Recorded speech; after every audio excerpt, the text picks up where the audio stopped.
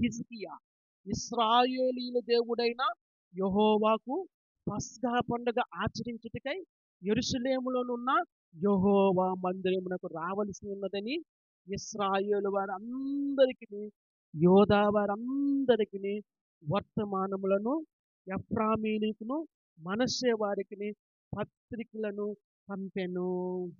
దేవుని నామానికి మహిమ కలుగును గాక. పస్కా పండుగను ఆచరించడానికి, పస్కా బలిని ఆచరించడానికి ప్రియులారా, దేవుని వాక్యములో మనం చూస్తూ ఉన్నాము, దేవునికి పస్కాను ఆచరించుట ఆగిపోయింది.